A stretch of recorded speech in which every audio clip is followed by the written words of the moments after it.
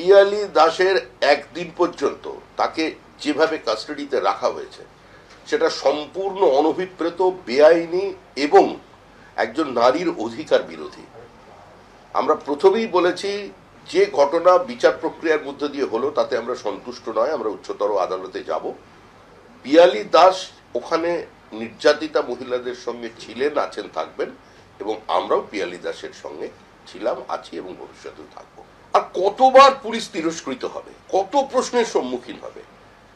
তৃণমূল কংগ্রেসের নির্দেশে যে কাজ করে চলেছে পুলিশ এবং সাম্প্রতিককালে সন্দেশখালিতে তাদের যা ভূমিকা, এর থেকে বড় নিন্দনীয় আর কিছু হতে পারে না। এ ধরনের প্রতিহিংসা পরায়ণ সরকারের দাসত্ব করা থেকে আমার মনে হয় বিদ্রোহ করে দেওয়া ভালো।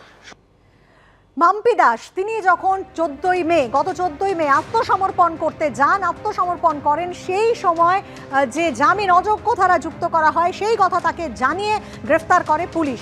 এবং আজ যখন এই মামলা শুনানি চলছিল হাইকোর্টে, তখন হাইকোর্টের বিচারপতি জয় সেনগুপ্ত তিনি যে প্রশ্ন তোলেন যে বিচার প্রক্রিয়া চলাকালীন অভিযোগকারী বা সাক্ষীকে মিথ্যে বলতে হুমকি দিলে তবেই 195 ধারা প্রযোজ্য। সুপ্রিম কোর্টের নির্দেশের পরও চোখ বন্ধ করে বসে থাকলে তা আদালত অবমাননার শামিল, এমন মন্তব্য বিচারপতির। এই মুহূর্তে আমরা টেলিফোনে যোগাযোগ করে নিয়েছি আইনজীবী ফেরদৌস শামীমের সঙ্গে। ফেরদৌস বাবু, সন্দেশখালিতে যে বিজেপি নেত্রী মাম্পি দাসের গ্রেফতারি মামলায় কি বলবেন? বড় সড়ো ধাক্কা খেল রাজ্য পুলিশ, তার ব্যক্তিগত বন্ডে জামিন মঞ্জুর করলো বিচারপতি।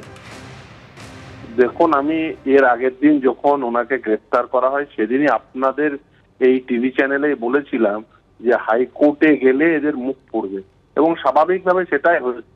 তার কারণ এই রাজ্যে যে রুল অফ ল, সেই রুল অফ ল প্রতিষ্ঠা না করতে চেয়ে প্রশাসনের একাংশ, বিশেষ করে পুলিশ প্রশাসনের একাংশ শাসকের আইন বলবৎ করতে চায়, আইনের শাসন নয়। এটা অত্যন্ত দুর্ভাগ্যজনক। বলে তো আর আইনের যে ভিত্তি, এই ভিত্তি কখনো পরিবর্তিত হতে পারে না। তার কারণ আমাদের আইনের শাসন প্রতিষ্ঠা করার জন্য প্রশাসনকে, বিশেষ করে পুলিশ প্রশাসনকে কাজ করতে হবে। এবং সন্দেশখালী পর্বে আপনি যদি দেখেন, কলকাতা হাইকোর্ট ইতিপূর্বে দিয়েছে যে সিবিআই এই সন্দেশখালী পর্বে তারা তদন্ত করবে।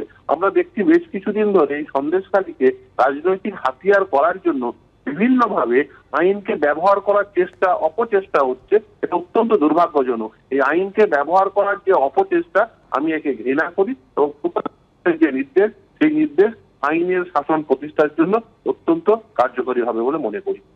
ধন্যবাদ আপনাকে। সন্দেশখালীতে বিজেপি নেত্রী মাম্পি দাসের গ্রেফতারি মামলায় বড় সড়ো ধাক্কা রাজ্য পুলিশের। ব্যক্তিগত বন্ডে সন্দেশখালীর বিজেপি নেত্রীর জামিন নিম্ন আদালতের। বিচারক, পুলিশ কেউ কি সুপ্রিম কোর্টের নির্দেশ জানেন না? এমনই প্রশ্ন আজ মহামান্য বিচারপতি তোলেন। এফআইআরে থাকা জামিন অযোগ্য ধারায় স্থগিতাদেশ দিল হাইকোর্ট। বাকি ধারার ক্ষেত্রে তদন্ত চলবে, পুলিশ সুপারের নজরদারিতে তদন্ত চলবে। আদালতের অনুমতি ছাড়া চূড়ান্ত রিপোর্ট পেশ করতে পারবে না পুলিশ, নির্দেশ বিচারপতি জয় সেনগুপ্তর। কথা বলবো আমাদের প্রতিনিধি অতনু হালদারের সঙ্গে, সরাসরি নিউজ রুমে রয়েছে অতনু। বড় সড়ো ধাক্কা নয় কি আজকের এই হাইকোর্টের যে নির্দেশ, তা রাজ্য পুলিশের বিরুদ্ধে? দেখো, একেবারেই আজকে কলকাতা হাইকোর্টের মাননীয় বিচারপতি জয় সেনগুপ্তের যে রায় এই মাম্পি দাসের গ্রেপ্তারিকে ঘিরে, এটা রাজ্য পুলিশের কর্মদক্ষতা নিয়ে প্রশ্ন তুলে দিল। কেন বলছি এই কথা? সেটা হচ্ছে, আমি তোমার ঘটনা পরম্পরা বললে এবং হাইকোর্ট কোথায় থেকে প্রশ্ন তুলে আজকে মাম্পি দাসকে অবিলম্বে জেল মুক্তির নির্দেশ দিলেন, তাহলে তুমি সেটা বুঝতে পারবে। সেটা হচ্ছে মাম্পি দাস, তার বিরুদ্ধে সন্দেশখালীর এক অভিযোগকারিণী ভিডিও প্রথমে ভাইরাল হয়, যেখানে তিনি অভিযোগ তোলেন যে মাম্পি দাস তাকে জোর করে চাপ দিয়ে তাকে অভিযোগ দায়ের করতে বাধ্য করেছেন। এরপরে সেই মহিলার অভিযোগক্রমে মাম্পি দাসের বিরুদ্ধে একটি মামলা রুজু করা হয়। গত 7ই মে সেই মামলা রুজু করা হয়। তাতে সমস্ত জামিনযোগ্য ধারা দিয়ে সেই মামলা রুজু করা হয়। এরপর 9ই মে 9 তারিখে তার বাড়িতে গিয়ে একটি 41A নোটিশ দিয়ে আসে পুলিশ, যে তাকে পুলিশ জিজ্ঞাসাবাদ করতে চায় অভিযুক্ত হিসাবে। এরপর কি হয়, যেটা দেখা যায় যে ওই 9 তারিখ, যেদিনকে সমস্ত জামিনযোগ্য ধারা দিয়ে মাম্পি দাসকে 41A নোটিশ করছে পুলিশ, সেই দিনই পুলিশ অন্যদিকে বসিরহাট কোর্টে যাচ্ছে। কোর্টে গিয়ে মাম্পি দাসের বিরুদ্ধে আইপিসির 195 ধারা, সেই ধারা যেটা জামিন অযোগ্য ধারা, তাতে মামলা রুজু করার জন্য, অর্থাৎ ওই মামলার সঙ্গে এই ধারাটা অ্যাড করার জন্য আবেদন জানাচ্ছে। এই ধারাটা হচ্ছে যে জোর করে কাউকে দিয়ে বা ভয় দেখিয়ে কাউকে দিয়ে মিথ্যা তথ্য প্রমাণ পেশ করানোর জন্য জোর করা বা ভয় দেখিয়ে কাউকে মিথ্যা তথ্য প্রমাণ পেশ করার জন্য বাধ্য করা। তো এই ধারাটা অ্যাড করা হচ্ছে। সেটা কবে করা হচ্ছে? সেটা হচ্ছে 9 তারিখ।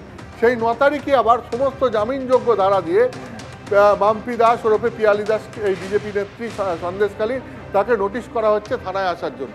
এরপরে কি হচ্ছে? দেখা যাচ্ছে যে 14 তারিখ যখন সমস্ত জামিনযোগ্য ধারা তার বিরুদ্ধে আছে, এইটা মাথায় নিয়ে যখন মাম্পি দাস নিম্ন আদালতে আত্মসমর্পণ করতে যাচ্ছেন, তখন দেখা যাচ্ছে যে তার বিরুদ্ধে ইতিমধ্যেই একটি জামিন অযোগ্য ধারা যুক্ত করা হয়েছে এবং সেই জামিন অযোগ্য ধারা যুক্ত করার জন্য তাকে বিচারক 8 দিনের জেল হেফাজতে পাঠিয়ে দিচ্ছেন।